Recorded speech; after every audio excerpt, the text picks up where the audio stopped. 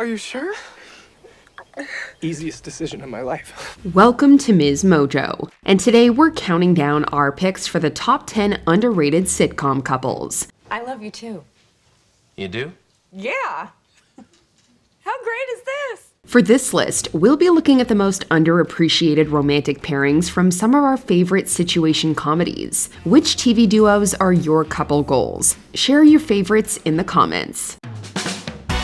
Number 10, Lois and Hal, Malcolm in the Middle. You think we're gonna be good parents? You're kidding? The best. Do you think it's gonna change our relationship? Or what? No. No! The eponymous middle child may be the star of the show, but this beloved sitcom wouldn't be the same without the underrated team of Hal and Lois. Before he shot to major stardom in Breaking Bad, Bryan Cranston stole our hearts as the Central family's hapless but loving father. Jane Kasmerick played Lois, matriarch and bad cop to Hal's good cop. It's definitely a case of opposites attract, but this duo's marriage is built to last. Hal, if I got rid of everything that made you hot and bothered, I'd be running around with a handkerchief and a baseball cap! Stop it! They don't have much money and the boys are basically out of control, but there's a lot of love in that household, and the parents are at the root of it. They always have each other's back, and after many years of chaos, they're still passionate about each other. I love your loyalty and your kindness, and that you still suck in your gut whenever I walk into the room. I love how you didn't dump me when you found out that I was in love with you. Number 9, Cam and Mitch, Modern Family. Of the three central couples in Modern Family, Cameron and Mitchell don't always have the easiest time. Perhaps that's why they get overlooked. Listen, I know I can be touchy about this, but you're this amazing looking guy, and I am not amazing. Really? Mitchell finds Cam embarrassing and oversensitive at times. Cameron thinks Mitch is a little repressed. So why are they on this list? Sitcom couples are often painted in broad strokes, but Cam and Mitch are less cookie cutter. They love each other, but making each other happy doesn't always come naturally. They work at it. Oh, I just feel like our relationship's strong enough to survive a little candor. I mean, look, you could tell me if there's something about me you'd like to change. I hate your beard. Wow. Well, you had that bolt in the chamber. Modern Family has its failings when it comes to representation, but where it succeeds is making these two characters into fully rounded human beings. They're not reduced to being stereotypes. They're two very different people in a relationship that isn't always perfect, but is always worth rooting for. You should know that every day I wake up very grateful to have you in my life. I'm the one who got lucky, handsome. Maybe I just don't show it enough. Number 8, Mike and Allison, Ghosts. Is 100% the most incredible moment of my life, apart from my wedding. It's all ours. What did that girl just say? The hit BBC comedy Ghosts follows a young married couple who relocate to a haunted manor house after they're left an unexpected legacy. Although Allison and Mike are regularly upstaged by their ghostly house guests, they've become one of our favorite TV pairings of recent years.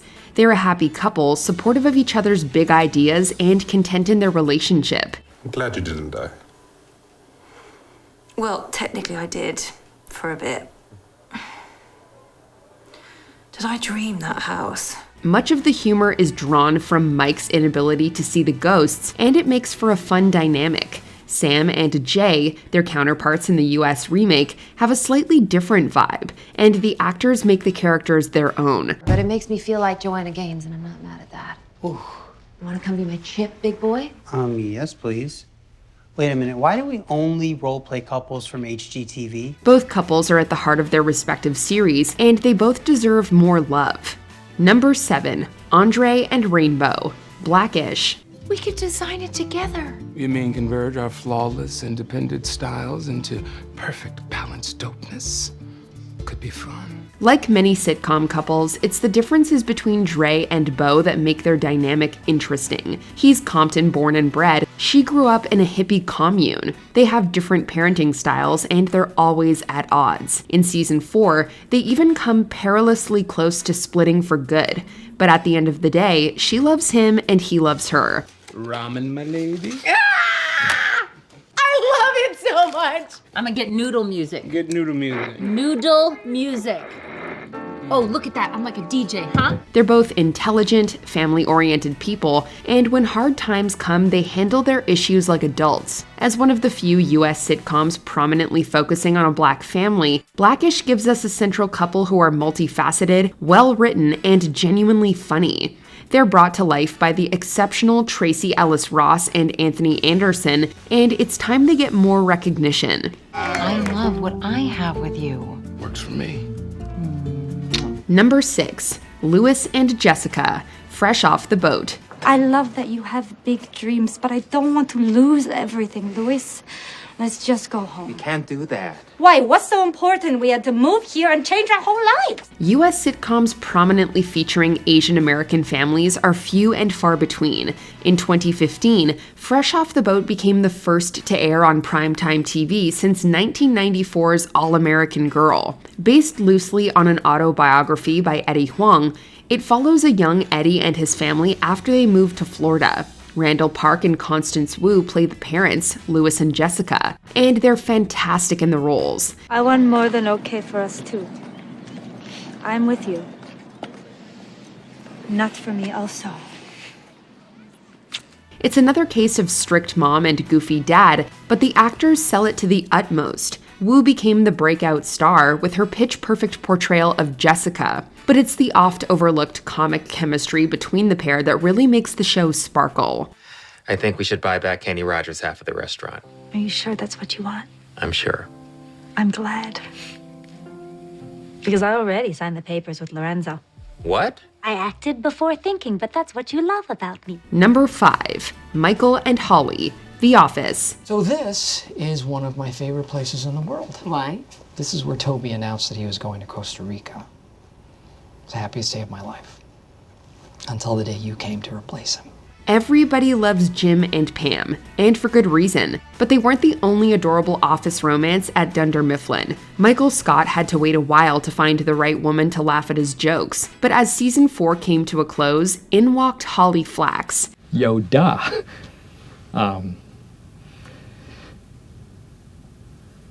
Pass curvy metal piece, you will. After all, everyone deserves love, even annoying regional managers. The Office writers did a great job of creating a believable character that was also Michael's perfect match. Holly and Michael have a surprising amount in common, and most importantly, they share a sense of humor. Actress Amy Ryan had great chemistry with Steve Carell, and it was lovely to see their characters' romance blossom. Holly Flax, marrying me will you be? Your wife, becoming me will I. Number 4, Raymond and Kevin, Brooklyn Nine-Nine. So nice of you to stop by, Kevin. Enjoy your day. I hope it's productive. Thank you, Raymond. I hope your day is productive as well. PDA in the office? My. Couldn't help myself. Raymond Holt is one of Brooklyn Nine-Nine's most iconic characters. An openly gay member of the NYPD, Holt's career has been stunted by homophobia in the force. However, as captain of the 99th Precinct for much of the series, he's determined to make his department the best they can be. Although his work persona is solemn and by the book, to his husband Kevin, Holt is the funny one. You're the one who's been acting terribly tonight. You've been curt and snobby with my guests. You've been needling poor Peralta so much you practically made him a new suit. Needled him a new suit. Even when we're fighting, you're hilarious. Stop it. Together with their dog Cheddar, Kevin brings out a softer side to Holt. The depiction of their loving and long-term relationship is nothing short of lovely and unique. It's the definition of a true partnership, and we wish they got more attention for it. You make me want to have a wetter brain. Oh, Kevin. Y'all are hella specific. Number 3, David and Patrick, Schitt's Creek. I was picturing us like on a charming park bench in the middle of a private English garden. David, you have to stop watching Notting Hill. It's not helpful for our relationship. The romance between David Rose and Patrick Brewer from Schitt's Creek became one of the best parts of the series, and we think this couple should be up there with the sitcom greats. For Patrick, who had never kissed another man before meeting David, this is partly a coming-out story. It's sensitively told without being sensationalized, and beautifully acted by both Dan Levy and Noah Reid. I was getting a little scared that I was going to let you leave here without us having done that. So, thank you for making that happen for us. Despite their different temperaments and journeys, both partners are supportive and non-judgmental of each other. As the series progressed, we watched David and Patrick fall in love and build a healthy, long-lasting relationship, eventually tying the knot. Their story is straightforward and simple by sitcom standards, but that's what makes it special. Patrick Brewer, you are my happy ending. Number 2, Winston and Allie, New Girl. I can't even joke being mad at you because you're so perfect. Well, you're the most ridiculous person I've ever met, but you know, I honestly never get tired of you. Nick and Jess shared one of the best TV kisses of all time, and Cece and Schmidt made it work against the odds. But Winston's romance surprised us the most. It's also the one that remains the most underappreciated. After joining the LAPD, Winston was partnered with Allie, a straightforward cop who basically told him not to fall in love with her. We're glad he didn't listen because they turned out to be perfect for each other. Allie, look, I really like you. And look, I know you just broke up with your boyfriend, but whenever you're ready, I'd like to take you on a date. A real date. Slow burn, healthy, and surprisingly drama-free, this romantic arc was a pleasure to watch. Winston and Allie moved seamlessly from partners to friends to lovers to spouses and parents, and it felt like a natural progression. Will you marry me? Of course I will, Officer Bishop. My aim is true. Before we unveil our top pick, here are a few honorable mentions. Elena and Sid, One Day at a Time, a sweet teen romance. I like you so much. Like so much. Yeah? Well, you have a really weird way of showing it. Julius and Rochelle, Everybody Hates Chris. They bicker, but they're crazy about each other. If you're not attracted to her, how could you think she was me? Because y'all both fine, baby. Sit down.